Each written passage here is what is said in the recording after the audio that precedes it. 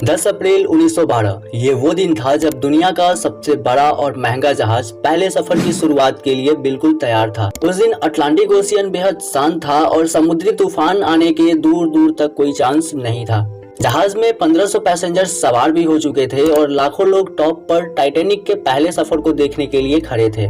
ना ही पैसेंजर्स को, ना ही अलविदा करने वाले लाखों लोगों को और ना ही टाइटैनिक के स्टाफ्स को मालूम था जो जहाज कुछ ही देर में रवाना होने वाला है उसको बनाते वक्त 6 ऐसी गलतियां की गई है जो इस जहाज को बुरे हादसे का शिकार बनाने वाला है। ऐसे ही वीडियो देखने के लिए चैनल को सब्सक्राइब कर ले।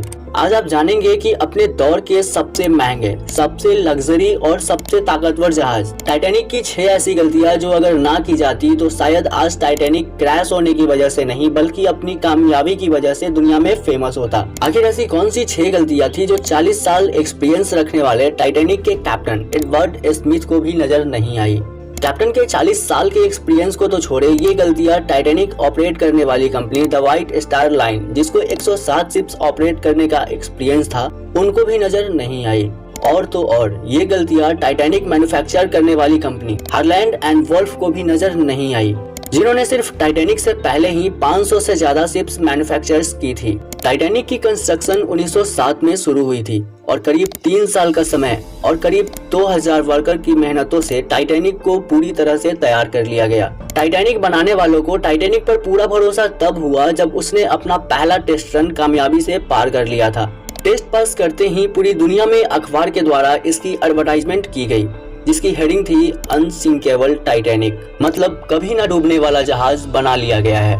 जहाज का पहला सफर इंग्लैंड के शहर साउथहैम्पटन से शुरू होना था जिसका दिन 10 अप्रैल 1912 निश्चित किया गया, जिसकी मंजिल अमेरिका का शहर न्यूयॉर्क था। टाइटैनिक के इकोनॉमी पोर्शन में सफर करने की कीमत $30 जबकि फर्स्ट क्लास में सफर करने की कीमत $150 थी, जो आज के दौर में 3,40,000 रुपए बनते हैं। एडवर्टाइजमेंट के दौरान अखबार से की गई मार्केटिंग में सारी टिकट्स बुक कर ली गई और आखिरकार वो दिन आ ही गया जब टाइटैनिक अपने पहले सफर का शुरुआत करने वाली थी। Mistakes number 1। दोपहर को ठीक 12 बजे टाइटैनिक ने अपने पहले सफर की शुरुआत कर दी और साथ ही टाइटैनिक की गलतियां सामने आना शुरू हो गई। कैप्टन स्मिथ को ऑनर की तरफ से डेडलाइन मिल चुकी थी कि किसी भी सूरत में 17 अप्रैल तक यानी सिर्फ 7 ही दिनों में न्यूयॉर्क पहुंचना है। इसी वजह से कैप्टन ने जहाज की रफ्तार शुरू से ही बहुत तेज रखी थी और यही थी टाइटैनिक की सबसे पहली गलती। कैप्टन स्मिथ को जहाज के ऑनर के तरफ से दी गई इंस्ट्रक्शन और प्रेशर की वजह से न्यूयॉर्क जल्द से जल्द पहुंचना था, क्योंकि ये टाइटैनिक का पहला सफर था और अगर वो न्यूयॉर्क टाइम से ना पहुंचते तो टाइटैनिक की छवि को काफी नुकसान होता। दुनिया की कोई भी गाड़ी हो, मशीन या फिर जहाज के कई ऑपरेटिंग प्रोसीजर होते हैं जिनमें स्पीड लिमिट भी इन प्रोसीजर का एक पार्ट होता है और वो टाइटैनिक के पहले सफर की शुरुआत में ही तोड़ा गया था। थोड़ी ही देर में जहाज साउथहैम्पटन के बोट को इतना पीछे छोड़ गया कि अब दूर दूर तक नीले समंदर के अलावा कुछ नजर नहीं आ रहा था। Mistake number 2। अब टाइटैनिक को चलते हुए 3 दिन गुजर चुके थे। फ्रांस और आयरलैंड में थोड़ी देर के स्टॉप के अलावा टाइटैनिक पिछले 72 घंटों से नॉन स्टॉप न्यूयॉर्क की तरफ बढ़ता चला जा रहा था। ये 14 अप्रैल 1912 की शाम थी। समंदर में हर तरफ खामोशी और धुंध छाई हुई थी जिसकी वजह से विजिबिलिटी भी काफी कम हो चुकी थी। उसी रात एक और जहाज जो कि टाइटैनिक से कुछ ही घंटे आगे था, उसके कैप्टन ने वायरलेस से टाइटैनिक को समंदर पर तैरती हुई चट्टानें यानी आइसबर्ग के बारे में वार्निंग दी थी। एक्सपर्ट्स का मानना है कि ये वार्निंग कम से कम 6 बार दी गई थी, लेकिन वायरलेस ऑपरेटर की बेवकूफी की वजह से बेहद इम्पोर्टेंट वार्निंग मिस हो गई। इनके लिए शायद ये नॉर्मल बात थी, लेकिन यही थी टाइटैनिक के हादसे की दूसरी गलती, क्योंकि टाइटैनिक अपने समय का पहला लग्जरी जहाज था और इसमें कई वीआईपीज भी मौजूद थे। इसी वजह से ज्यादातर टाइटैनिक का स्टाफ फर्स्ट क्लास पैसेंजर की सर्विंग में बिजी था। अगर इन वार्निंग को सीरियसली लिया जाता तो आगे का पूरा सीन ही अलग होता। Mistake number 3। जहाज की स्पीड भी ज्यादा थी और उनसे एक बहुत ही इम्पोर्टेंट वार्निंग भी मिस हो चुकी थी। अब टाइटैनिक तेजी से बेखौफ अंदाज में आइसबर्ग की ओर बढ़ते चला जा रहा था, लेकिन अभी भी टाइटैनिक को हादसे से बचाया जा सकता था क्योंकि जहाज के पहरेदार अलर्ट थे जो कि किसी भी आइसबर्ग की जानकारी दूर से ही देखने पर कैप्टन को देने के लिए रेडी थे। लेकिन दूर से देखने के लिए इनके पास एक चीज मौजूद ही नहीं थी और वो चीज थी दूरबीन। जी हाँ, पहरेदार अलर्ट तो थे लेकिन वो आइसबर्ग को दूरबीन ना होने की वजह से दूर से नहीं देख सकते और यही थी टाइटैनिक की तीसरी गलती। आइसबर्ग की खबर कैप्टन को तब हुई जब जहाज के पहरेदार ने खबर दी कि जहाज के बिल्कुल सामने एक फुटबॉल फील्ड के साइज की जितनी आइसबर्ग है। लेकिन अब बहुत देर हो चुकी थी क्योंकि आइसबर्ग बेहद करीब आ चुका था। मिस्टेक नंबर 4, क्योंकि अटलांटिक ओशियन में अक्सर शिप्स को ऐसे आइसबर्ग का सामना करना पड़ता है जिसको बड़े बड़े जहाज आराम से हैंडल कर लेते हैं। शायद कैप्टन स्मिथ ने भी यही सोचा था। आइसबर्ग की खबर मिलते ही कैप्टन स्मिथ ने जहाज के इंजन बंद करने और साथ ही टाइटैनिक का रुख बदलने का भी ऑर्डर दे दिया।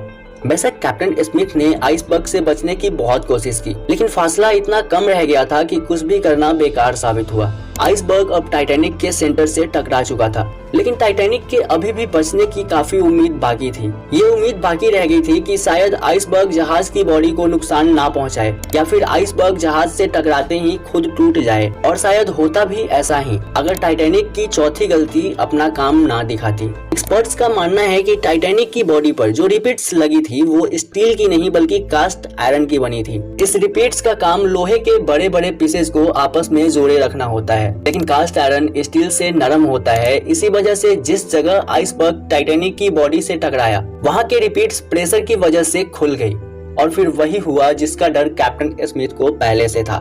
मिस्टेक नंबर 5, टाइटैनिक की टक्कर एक फुटबॉल फील्ड जितने बड़े आइसबर्ग से हो चुकी थी और अब जहाज के निचले हिस्से में पानी भरना शुरू हो चुका था। इस खतरनाक हादसे ने पूरे स्टाफ और पैसेंजर को अलर्ट कर दिया था और साथ ही जहाज में मौजूद टाइटैनिक के मालिक जोसेफ ब्रूस को भी। बेशक टाइटैनिक में पानी भरना शुरू हो गया था, लेकिन अभी भी टाइटैनिक के बचने की उम्मीद बाकी थी, क्योंकि टाइटैनिक को ऐसे डिजाइन किया गया था कि अगर इसके 3 फ्लोर में पानी भर भी जाए फिर भी ये नहीं डूब सकता। लेकिन बदकिस्मती थी इस जहाज की, 3 फ्लोर को क्रॉस करके पानी अब 4थी फ्लोर में जा पहुंचा था। अब मामला हाथ से निकल चुका था। टाइटैनिक आहिस्ता आहिस्ता ओशियन में डूबता जा रहा था। अब जहाज की फिक्र किए बगैर इसमें मौजूद पैसेंजर्स की जान बचाने का वक्त आ चुका था। कैप्टन स्मिथ ने रेडियो पर इमरजेंसी अलर्ट जारी कर दिया। जब तक कोई मदद के लिए आता तब तक पैसेंजर्स को लाइफ बोट में शिफ्ट करने का प्लान किया गया, लेकिन इस मौके पर 5वीं गलती ने अपना काम दिखा दिया।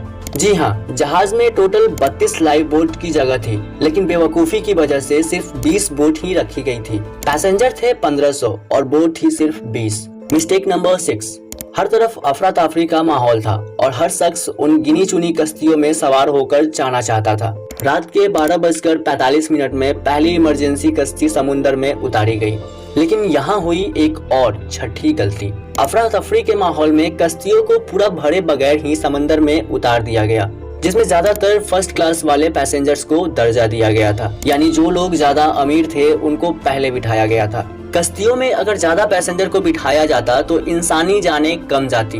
अब जहाज तेजी से समंदर में डूबता जा रहा था।